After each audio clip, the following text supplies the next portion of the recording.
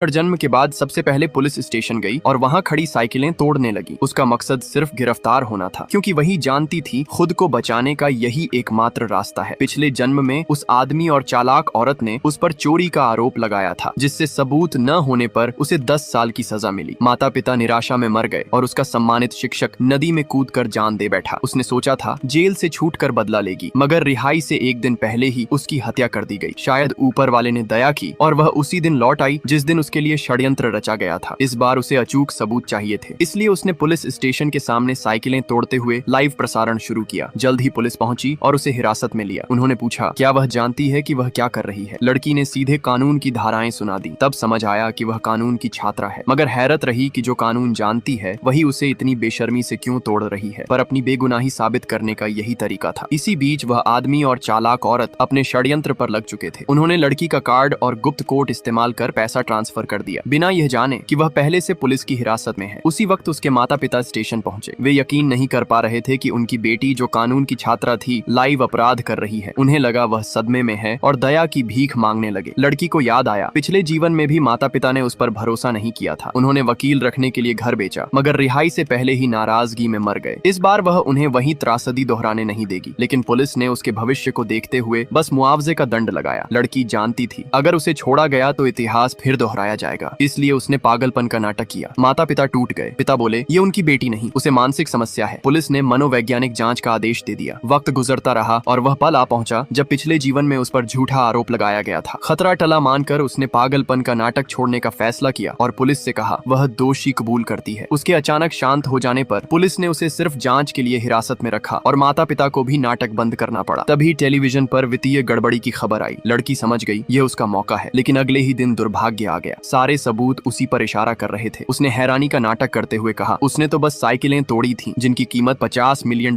नहीं हो सकती। पुलिस ने दस्तावेज मेज पर फेंक दिए। सभी ट्रांसफर उसके कोर्ट से हुए थे। जल्द ही माता पिता और फिर वह आदमी चालाक औरत भी आ पहुंचे, कहते हुए कि उनके पास सुराग है। पुलिस को नहीं पता था कि वे असल में उसे फंसाने के सबूत लाए हैं। चालाक औरत ने माता पिता से कहा, लड़की ऑनलाइन जुए की लत में कर्ज में डूबी थी और पिछली रात उसका कंप्यूटर भी चुरा लिया। लेकिन माँ ने बीच में टोका, उनकी बेटी ऐसा कभी नहीं कर सकती। फिर भी चालाक औरत ने फोन में ऑडियो और चैट दिखाए। पुलिस के सवालों पर लड़की ने घबराहट का नाटक किया और कहा ये सब एडिटेड है। तब चालाक औरत ने एक USB निकाली और दावा किया उसमें उसके खातों के सबूत हैं। लड़की को हिरासत केंद्र भेजा गया, लेकिन गिरफ्तारी के वक्त बाहर पत्रकारों की भीड़ लग गई। खबर फैल चुकी थी। कानून की फैकल्टी की जीनियस एक चोर निकली। माता पिता और शिक्षक को अपमान झेलना पड़ा। उधर वह आदमी और चालाक औरत सोच रहे थे अब लड़की सजा पाएगी, मगर जब सब उसकी बदनामी का तमाशा देखने को तैयार थे, लड़की ने अचानक पुलिस को बुलाया। फिर जो उसने उसके बाद कहा, सब दंग रह गए।